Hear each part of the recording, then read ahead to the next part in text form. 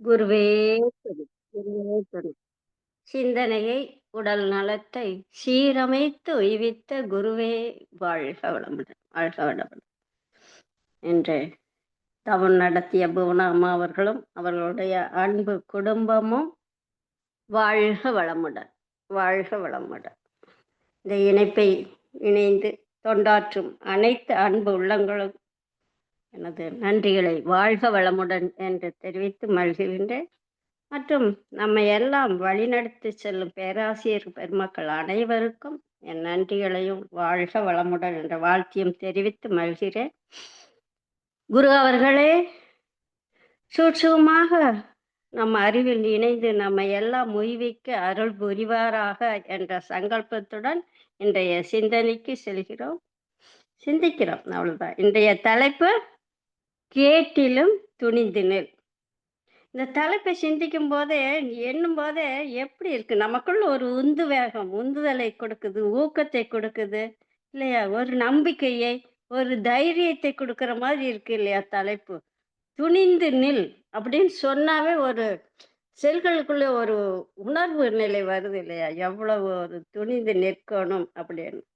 இந்த தலைப்பு பாரதியார் ஒரு தனிப்பாடல்கள்ல வருது, கேட்டிலும் துணிந்தினில் அப்படின்னு. அப்படின்னா துன்பத்திலும் சரி, கஷ்டத்திலும் சரி, வறுமையிலும் சரி, நிலை தாழும் போது, எது வந்த போதும் துன்பத்தில் தோண்டி விடாமல் இதிலிருந்து எப்படி நம்ம தெளிவு பெறுவது அப்படிங்கிற சிந்திக்க வேண்டும். இவை எல்லாம் பற்றியும் தாண்டித்தானே துணிந்து நின்று மகிழ்ச்சி அவர்கள் நமக்கு அருளியது என்ன, வேதாத்திரியம் என்ற ஒரு பொக்கிஷத்தை கொடுத்திருக்காங்க. இதெல்லாம் மகிழ்ச்சி வாழ்க்கையில நடக்கலையா? துன்பம் வரலையா? கஷ்டம் வரலையா? வறுமை வரலையா? மகிழ்ச்சி வாழ்க்கை இத்தனையும் நிலை தாழும் போது எவ்வளவு எவ்வளவோ வசதியில வாழ்ந்தும் மீண்டும் ஏழ்மையில இதெல்லாம் மகிழ்ச்சி வாழ்க்கையில் நடந்த கஷ்டங்கள். இதெல்லாம் துணிந்து மகிழ்ச்சி நம்மளுக்கு ஒரு அரிய பொக்கிஷம் மனவளக்கலை என்னும் கொடுத்திருக்காங்க இல்லையா, அறிவை அறியக்கூடிய வகையில்.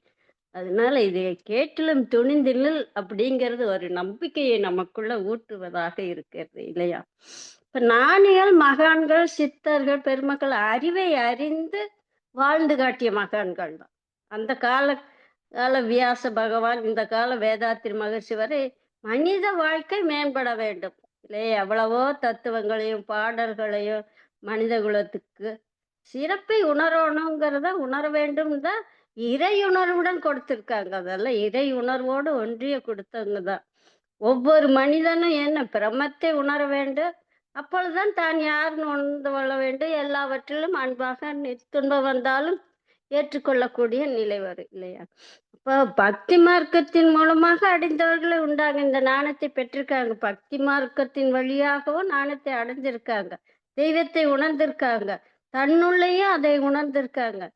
மாணிக்க வாசகர் அவர்கள் பக்தியின் மூலமாக தான், வள்ளலார், கண்ணப்ப நாயனார், ஞான சம்பந்தர், இதெல்லாம் பக்தியின் வழியாக தன்னை உணர்ந்து இறை உணர்வு பெற்றது. ஆனா இப்ப நம்மெல்லாம் பக்தியை தாண்டி வந்துட்டோம், கடந்து வந்துட்டோம் இல்லையா. ஏனென்றால் தப்பு செய்தா சாமி கண்ணை குத்துடுன்னு சொன்னா இதில் ஏற்றுக்கொள்ள மாட்டார்கள். சாமிக்கு படையல் போடுது, சொர்க்கம் நரகம் சொன்னால் ஏற்றுக்கொள்ள மாட்டார்கள். ஏன்னா மூளையின் சிறப்பு இயக்கம் அவ்வளவு சிறப்பு அடைந்திருக்குது. மூளையின் இயக்கம் இப்போ அறிவுபூர்வமாக கூற வேண்டிய காலகட்டத்தில் தான் இருக்கும் இல்லையா.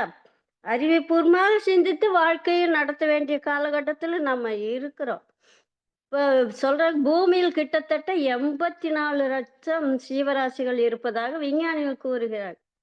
மனிதனுக்குள் அனைத்து சிறப்புகளும் இருக்கின்றன. மற்ற சீவராசிகளை விட உடல் அமைப்பினால் மனிதன் முழுமை அடைந்திருக்கிறான் இல்லை, எவ்வித குறைபாடும் இல்லாத உடல் அமைப்பு மனிதன். அதுதான் அவையார், அரிது அரிது மானிடாய் பிறத்தல் அரிது, அதிலும் கூன் குருடு செவிடு நீங்கி பிறத்தல் அதனிலும் அரிது, எவ்வித குறைபாடும் இல்லாத உடல் அமைப்பு. அப்போ எவ்வளவு உடல் அமைப்புல நம்ம உடலுக்குள்ள நடக்கு அற்புதத்தை, அவ்வளவு அற்புதம் நம்ம உடல்ல சித்துகள்லாம் நடக்குது. சிந்தித்து பார்த்தால் உயிரின தன்மாற்றத்தை சிந்தித்தால் தெளிவது இல்லையா. மனிதன் உடல் அமைப்பின் இதை விட சிறந்த என்ன ஒரு சிட்டே கிடையாதுன்னு மாதிரி சொல்லுவாங்க. ஒரு செல் இப்ப நம்ம எப்படி வந்தா ஓர் அறிவு இல்லையா? ஒரு சொல் அறிவு. அதுக்கு முன்னாடி ஒரு செல் அனீபா, பாசி இதிலிருந்து தானே ஓரறிவு தாவரம், 2 அறிவு புழு, 3 அறிவு எறும்பு, வண்டு, 4 அறிவு பாம்பு, பல்லி, 5 அறிவு சிங்கம், புலி இல்லையா? இதெல்லாம் தாண்டி தானே வந்தோம். இவை எல்லாவற்றையும் கடந்த திரு உருவமாக அது எப்படி சொல்றாங்க மகிழ்ச்சி? திரு உருவமாக 6வது அறிவுடைய மனிதனாக வந்துள்ளோம். இல்லையா? இயற்கையில் உள்ள அனைத்தையுமே இயற்கை வளங்களை வாழ்க்கை வளங்களாக மாற்றக்கூடிய அறிவின் சிறப்பு மனிதனிடம்தான் அமைந்திருக்கு. இறைவனை தேடுகின்ற ஒரே ஜீவன் யார் என்றாலும் அதுவும் மனிதன்தான். மனிதன் எல்லாம் உள்ளவனாகவும் எல்லா வல்லவனாகவும் பரிணமித்தவன் என்று அருள் தந்தை குறிப்பிட்டிருக்காங்க இல்லையா? இவ்வளவு சிறப்புமிக்க மனிதனுக்கு ஏன் துன்பங்களும் துயரங்களும் நோய்களும் கவலைகளும் ஏக்கங்களும் ஏன் வருகின்றன? இவற்றையெல்லாம் இயற்கைக்கு முரண்பட்டு வாழும் வாழ்க்கைதான். அறிவை பற்றி தெளிவு உணராத நிலை, அறிவின் தெளிவு நிலை இல்லாததுனாலதான் இவ்வளவு துன்பங்களும் துயரங்களும். இந்த உலகில் எத்தனையோ கோடீஸ்வரர்களே வாழ்ந்து விட்டு போயிருக்காங்க இல்லையா? எவ்வளவு கோடி அவர்கள் யாரும் நம்ம நினைவு இருப்பது இல்லை இல்லையா? ஒரு சிலர் மட்டும் நம்ம நினைவு இருக்காங்க. யார் இருக்காங்க நம்மள? நினைத்து பார்த்தா நம்ம கிட்ட யார் நினைவில் இருக்காங்க? ஒரு சிலர் யார்? கோடீஸ்வரர் இருக்காங்களா? இல்லாட்டி தொழில்துறை நிபுணர்களா, விஞ்ஞானிகள், மிகப்பெரிய அரசியல் யார் நம்ம நினைவில் நிற்கிறாங்க? சிந்தித்து பார்க்கணும். அறிவாய் நிலைத்து அறம் வகுத்து அதன் வழி வாழ்ந்து காட்டிய மகான்கள் நம் நினைவிற்கு வருவாங்க.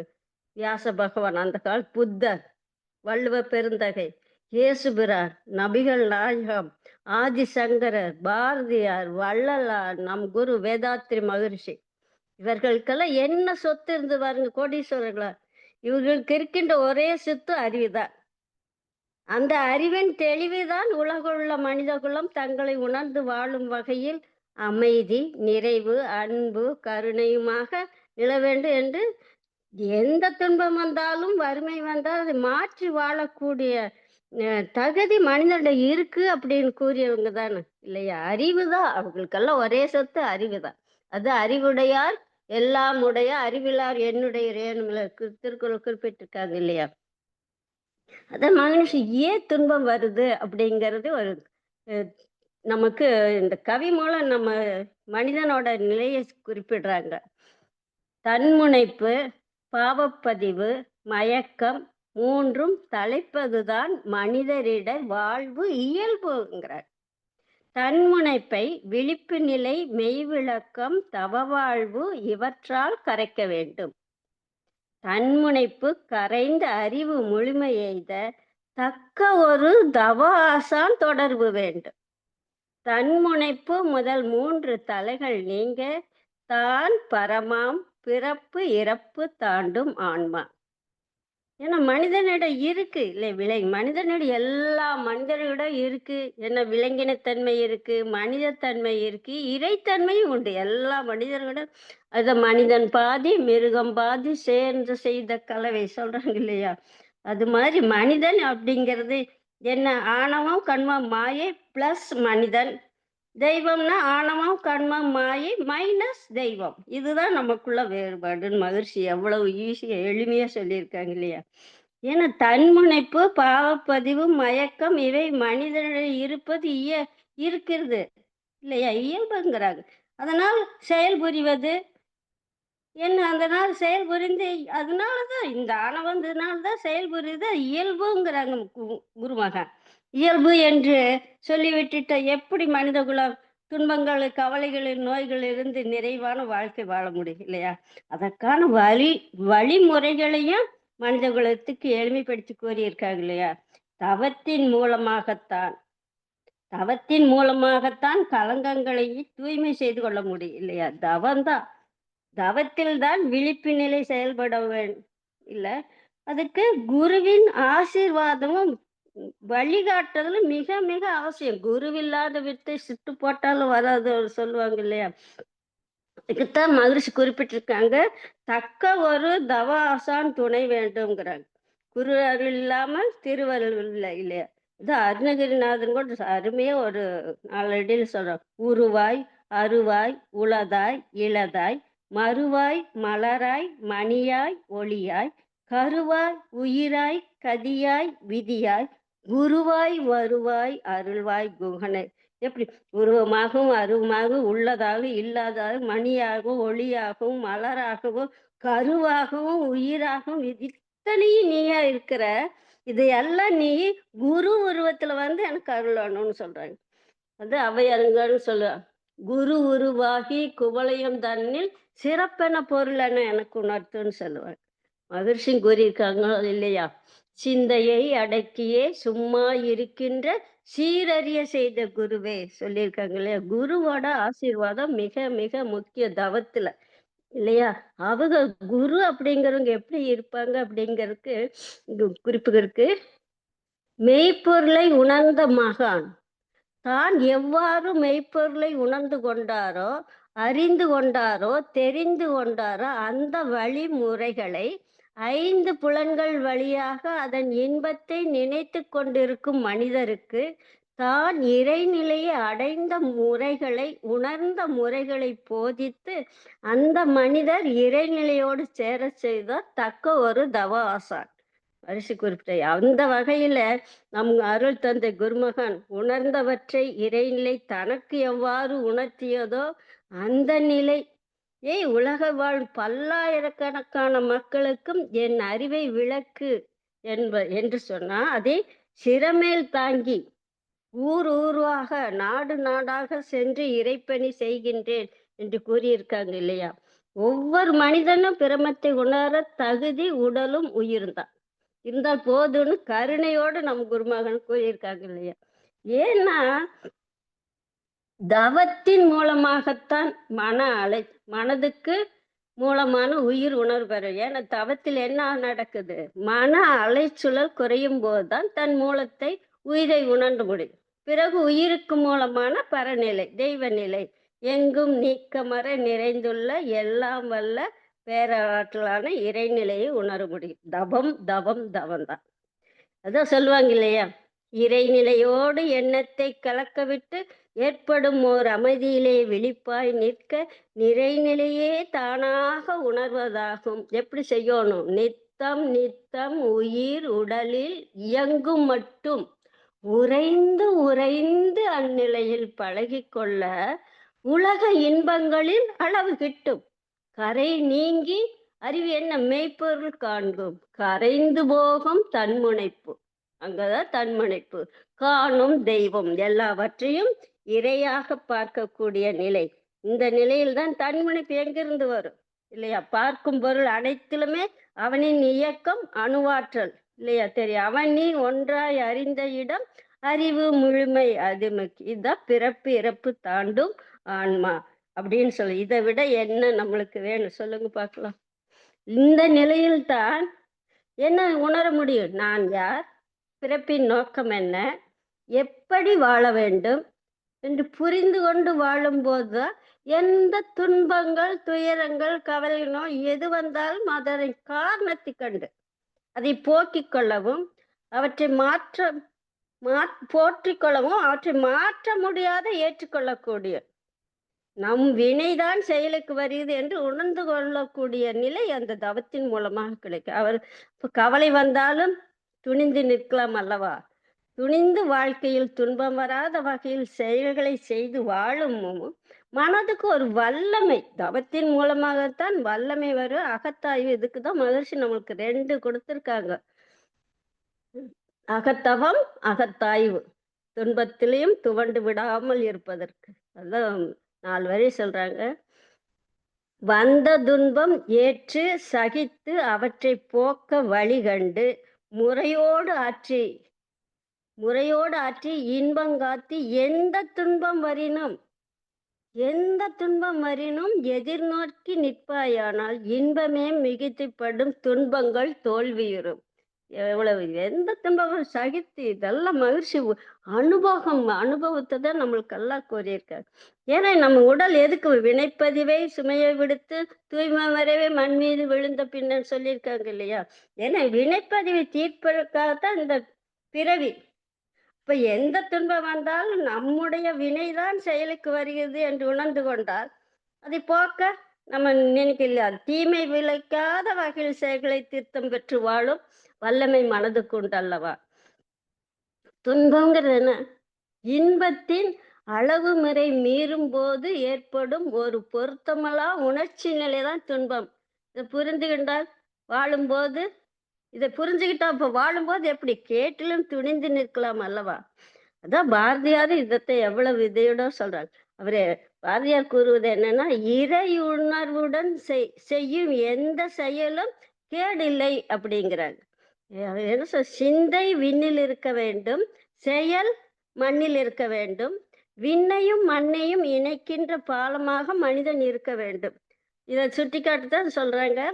அட மண்ணில் தெரியுது வானம், அது நம் வசப்படலாகாதா என்று. ஏன்னா மனிதன் துன்பமில்லாத வாழ்க்கை வாழணும் தேவையான தத்துவங்களை எல்லாம் விளக்கி இருக்காங்க. ஏன்னா எந்த செயல் இறை உணர்வோட செயல். மகிழ் சொல்வாங்க, ஏட்டினிலே கை எண்ணமோ அகண்டாகாரம் உருண்டு உருண்டு வார்த்தைகளாக உருண்டு வந்தன சொல்லியிருக்காங்க இல்லையா? அந்த எண்ணத்தில் வைத்து கொண்டு நம் செயல் செய்தால் அது நல்ல செயல்களாக முடியும்னு சொல்றாங்க. அதுக்கு பாரதியார் ஒரு விளக்கமும் கொடுத்திருக்காங்க. அதுக்கு என்ன வேணும்? அறிவினிலே தெளிவு. அறிவில்தான் தெளிவு. அது இருந்தா இத்தனையும் கிடைக்குங்க. நெஞ்சினிலே உறுதி, அகத்தினிலே அன்பினோர் வெள்ளம், பொறி புலன்கள் மீது தனி அரசாணை, பொழுதெல்லாம் நினது பேரழின் நெறியிலினில் நாட்டம். உன்னோட நெறி என்னன்னு தெரிஞ்ச அதோட நாட்டம், கர்ம யோகத்தில் நிலைத்திடல் என்ற அறிவை அறிவாய். யார்கிட்ட கேட்கறாங்க பாருங்க? குறி குணம் ஏதும் இல்லாததாய் அனைத்துமாய் குலைவிடு தனி பரம்பொருளே. அது குணம் இல்லை, குறி இல்லை, அனைத்திலுமாக இருக்கிற அந்த வல்லமை இல்லை அந்த பரம்பொருளிட இதெல்லாம் கேட்கிறேன்னு எவ்வளவு விளக்கங்கள் சொல்லியிருக்கு. இப்ப இந்த நிலையில் கேடு என்பது எங்கிருந்து வரும் சொல்லுங்க பார்க்கலாம். இதான் சொல்றாங்க பாருங்க, உச்சி மீது வானிடிந்து விழுகின்ற போதிலும் அச்சமில்லை அச்சமில்லை அச்சம் என்பது இல்லையே. எவ்வளவு தைரியத்தை நம்மளுக்கு கொடுக்கிற மாதிரி சொல்லியிருக்காங்க இல்லையா? இதெல்லாம் மகான்கள் அவ்வளவு விளக்கங்கள் கொடுத்திருக்காங்க. இதற்கு முத்தாய்ப்பா திருக்குறள்ல எவ்வளவோ குறள்ல எல்லாம் நம்மளுக்கு ஈடுக்கண் வருங்கால் நகுக சொல்லியிருக்காங்க இல்லையா? துன்பம் வந்த போதும் துயரப்பட வேண்டாங்கிறாங்க. அதான் ஒரு குறள் இடுக்கண் வருங்கால் நகுக அதனை அடைத்துறுவது அகுதொப்பதில் அப்படின்னு சொல்ற. என்ன துன்பம் வந்த போது மகிழ்வுடன் ஏற்றுக்கொள்ள வேண்டும். அப்ப மகிழ்ச்சின்னு இருந்துட்டா துன்பம் எங்க இருக்கு இல்லையா? இப்போ அவர் சொல்றாங்க அடுத்த, வெள்ளம் போல் பெருகி வரும் துன்பங்கள் அறிவுடையவன் நினைத்தவுடன், ஏன்னா மனதுல உறுதி வந்துட்டு அது துன்பமாக தெரியாது. அதை ஏற்றுக்கொள்ளக்கூடிய மனதிலுக்கு உறுதி வந்துருங்கிற. அப்ப துன்பத்தை கண்டு தூண்டு விடாது. துன்பத்திற்கே துன்பங்கள் கொடுத்துட்டா துன்பம்ங்கிறது இல்லை. அப்படி துன்பத்துக்கே துன்பம்னு சொல்லுவோம். கவலைக்கே கவலை கொடுத்துட்டான்னு சொல்லுவாங்க இல்லைங்களா? அதெல்லாம் துன்பம் வந்தா அதை ஏற்றுக்கொள்ள வேண்டும். இப்ப நம்மளுக்கு சிந்திச்சு பார்த்தா ஞானிகளுக்கெல்லாம் துன்பம். ரமண மகரிஷி நினைச்சு பாருங்க, அவங்க எல்லாம் வாழ்க்கையில எத்தனை துன்பங்கள். ராமகிருஷ்ணன் பரமகிருஷ்ணர் அவங்களுக்கு நோய் வரலையா? என்ன எல்லாம் நம் குருமகான் இவங்கெல்லாம் துன்பம் இல்லாமையா வாழ்ந்தாங்க? துன்பம் கொடுக்கக்கூடிய ஏற்றுக்கொள்ளக்கூடிய பக்குவம் இல்லையா? அப்ப செல்வம் வந்த காலத்திலே அதை பெரிதாக கருதாமலும், வறுமை வந்த போது அதை பெரிதாகவும் கருத மாட்டார்கள் அறிவை அழிந்த நிலைத்தவர்கள் இல்லையா? இப்ப துன்பம் இன்பமும் சமமாக கொள்ளும் மனது பக்குவம் பெற்றவர்கள். அவங்களுக்கு என்னன்னா பகைவரும் கூட அவங்களை புகழ்வார்கள் அப்படின்னு ஒரு குறள்ல குறிப்பிட்டிருக்க. அதெல்லாம் இவ்வளவு துன்பங்களை நம்ம எவ்வளவு தெளிவாக நம்மளுக்கெல்லாம் கூறியிருக்காங்க இல்லையா? அதான் ஏன் துன்பத்தை எப்படி ஏற்றுக்கொள்ளணும்? ஏற்பு எனும் உயர் மருந்து என்ற தலைப்பில் ஒரு பாடல் மகிழ்ச்சி கொடுத்திருக்காங்க. ஏற்பு எனும் உயர் மருந்து.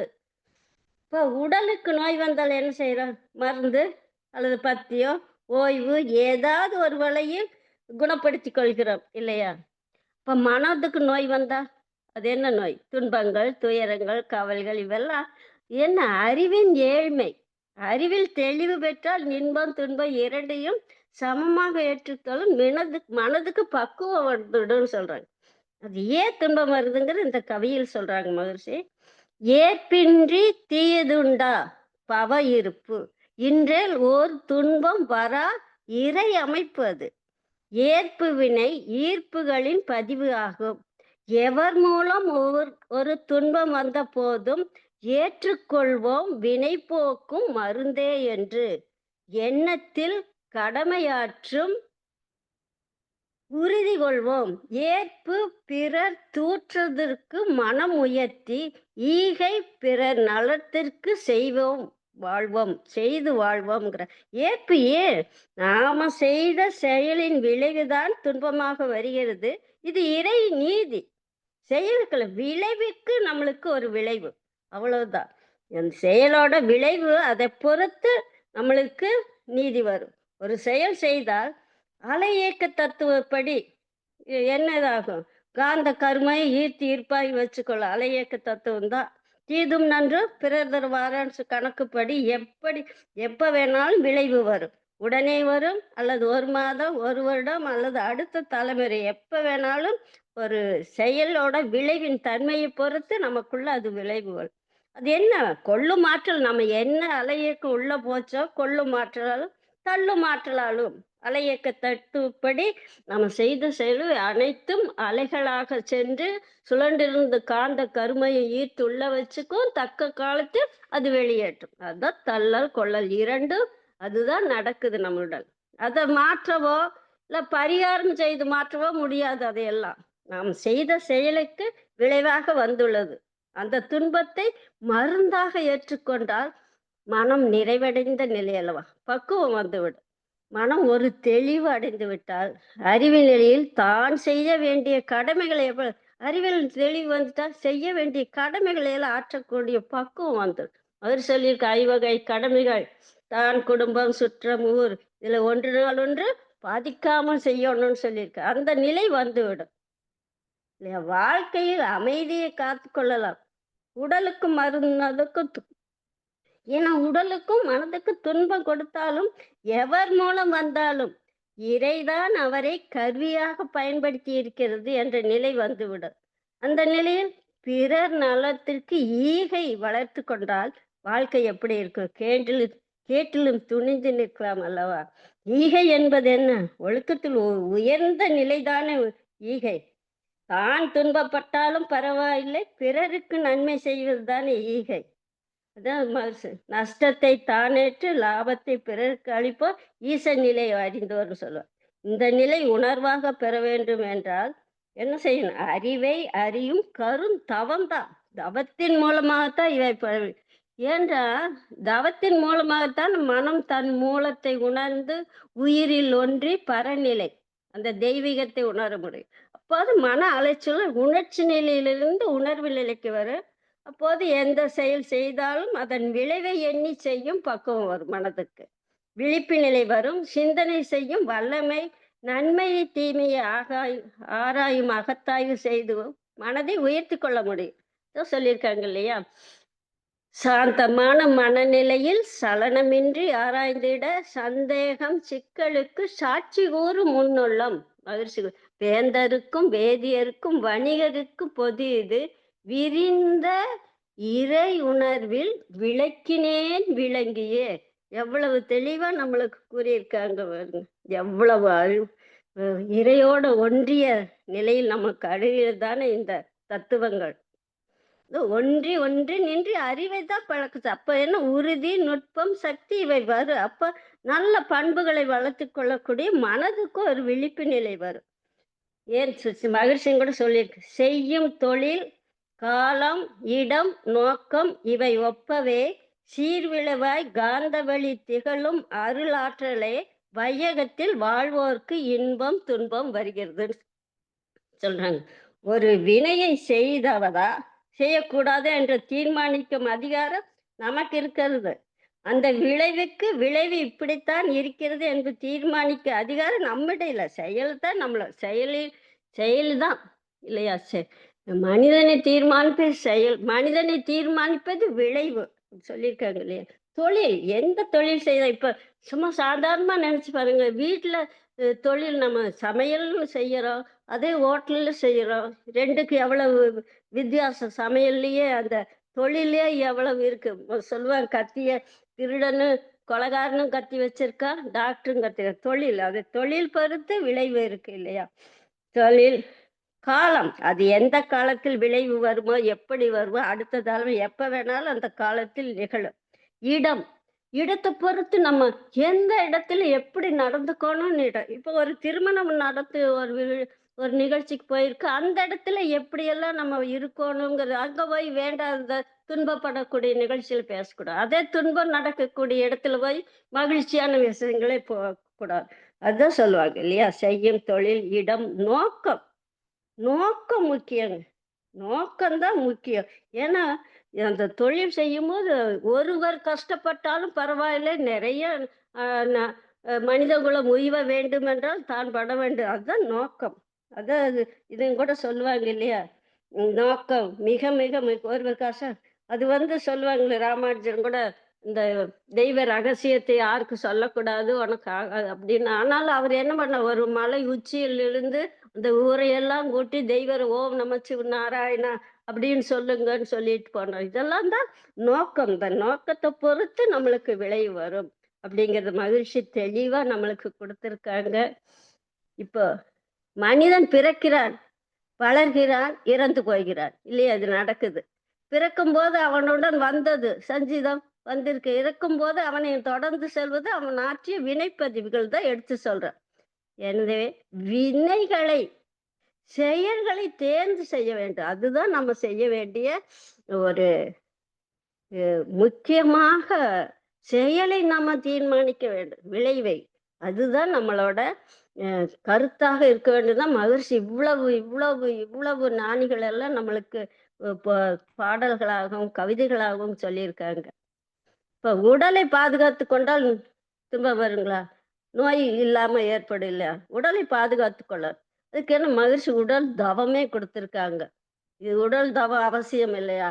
அப்ப உணவில் அறமுறை, ஐந்தில் அளவு முறை, இதெல்லாம் உடல் நோய் இல்லாமல் பாதுகாத்து கொள்ளலாம்ல. மனதால் ஏற்படும் சிக்கல்களை தவத்தின் மூலமாக மன அலைச்சூழலை குறைத்து பரத்தில் லயமாகும் போது இறையின் ஒரு முனைதான் மனமாக செயல்படுகிறது என்று உணர்ந்து கொண்டால் மனதால் ஏற்படும் துன்பம் இல்லை அல்லவா? அப்ப காயகல்ப பயிற்சியின் மூலமாக உயிராற்றலை பெருக்கிக் கொண்டு வாழும்போது வாழ்க்கைதான் மனதும் இல்லையா? மனித இனம் வாழ வேண்டும். வாழ்க்கை முறை இருக்குது இல்லையா? அப்ப கர்மயோகங்கிற அறிவு நம்ம உடல்ல கர்மா தானே நம்ம கிட்ட இருக்கு. அதை போக்கிக் கொண்டால் நம்ம விழிப்பு நிலை வந்துவிடும் இல்லையா? இப்ப மௌனத்தின் மூலமாக என்ன மறைபொருள்களை உயிர், மனம், அறிவு இவற்றை உணர்ந்து கொண்டு வாழும்போது வாழ்க்கை இரண்டொழுக்க பண்பாடாக மாறிவிடும் இல்லையா? எந்த செயல் செய்தாலும் இறையுடன் இணைந்து செயல்ந்து வாழும் கர்மயோக வாழ்க்கை முறை அமைந்துவிடும் இல்லையா? இவை அனைத்தையும் எங்க கிடைக்கும்? அறிவு திருக்கோயிலான மனவளக்கலை என்ற தத்துவத்தில் கிடைக்கும். இவைகளை கற்பிப்போம், கடைபிடிப்போம் இல்லையா? தொண்டாற்றி இன்பம் காண்போம் இல்லையா? இது ஒரு சின்ன ஒரு உதாரணம். ஒரு கப்பல் சூறைக்காற்றில் அகப்பட்டு உடைந்து போய் விட்டது. எல்லாரும் இருந்துட்டு அந்த கப்பல் எல்லாருமே இறந்துட்டாங்க. ஒருவர் மட்டும் உயிர் பிழைத்திருந்தார். ஒருவரால் எப்படி தனியாக வாழ முடியும் இல்லையா? சாப்பிட ஒன்று இல்லை, அந்த கடல்ல என்ன இருக்கு, என்ன செய்வது என்று தெரியாது திகைத்த போது அவருக்குள்ள ஒரு ஊக்கம். உடைந்த கப்பல் எல்லாம் இருக்காது. சில பகுதிகளை எடுத்து ஒரு குடிசையா அமைத்து கொண்டு அங்கிருந்து கொண்டு தினமும் தெய்வத்திடம் யாராவது என்னை காப்பாற்ற வேண்டும், யாராவது இதை வேண்டிக்கிட்டே இருந்தாங்க. ஒரு நாள் அவர் குடிசை விட்டு சிறிது தூரம் போயிருப்பாங்க. திடீர்னு குடிசை தீப்பற்றி எரிந்தது. அவருக்கு ஒரே இது, என்னடா இது தீப்பற்றி இப்படி எரியுது, இது நம்ம நீ எப்படி இருக்கிறது, உயிர் வாழ்வது என்று தெரியாம தேய்த்து கஷ்டப்பட்டு கொண்டு இருந்து இருந்து அப்படியே கவலையோட அப்ப ஒருவர் பக்கத்தில் அவர் தொட்டு, ஏன் இவ்வளவு குடிசை அதுக்கு சொல்றாங்க, இவ்வளவு நான் கஷ்டப்பட்டு இந்த குடிசையெல்லாம் அமைச்சு இங்க தனியா இருந்தேன், இப்ப இந்த குடிசையை எரிஞ்சு போச்சு அப்படி உட்கார்ந்து அவர் சொல்றாரு. அவர்கிட்ட நடந்ததே அவர் சொல்றாரு. நான் அவர் தன் சூழ்நிலை ஊறும்போது அதற்கு அவர் கூறுறாங்க, இங்கு யாரோ ஒருவர் துன்பப்படுகிறார், அதுதான் தீ எரிகிறது, அதுதான் நான் இங்க படகை ஓட்டிக்கொண்டது. தீ எரிவதை பார்த்துத்தான் நான் இங்க துன்பத்தில் யாரோ இருக்கிறாங்கன்னு எனக்கு தோன்றியதுன்னு. இப்ப இறைவன் எந்த துன்பத்தை கொடுத்தாலும் அதிலிருந்து காப்பாற்றி கொள்ளக்கூடிய ஒரு விளைவும் நம்மளுக்கு வரும். அது மனித தன்மையோடு ஏற்றுக்கொண்டு கேட்டிலும் துணிந்து நிற்க வேண்டும் என்று சொன்ன ஒரு வார்த்தை நமக்குள்ள உருவாக வேண்டும். இந்த நம்பிக்கையை வளர்த்து கொள்ள வேண்டும். இறை நீதியை உணர்ந்து கொண்டால் இதேதாங்க, இறைநிலை உணர்ந்து கொண்டால் கேட்டிலும் துணிந்து நிற்கலாம் என்று கூறி, இன்றைக்கு வாய்ப்பளித்த அனைத்து அன்பு உள்ளங்களுக்கும் நன்றி கூறி நிறைவு செய்து கொள்கிறேன். வாழ்க வளமுடன். வாழ்க வளமுடன். நன்றி.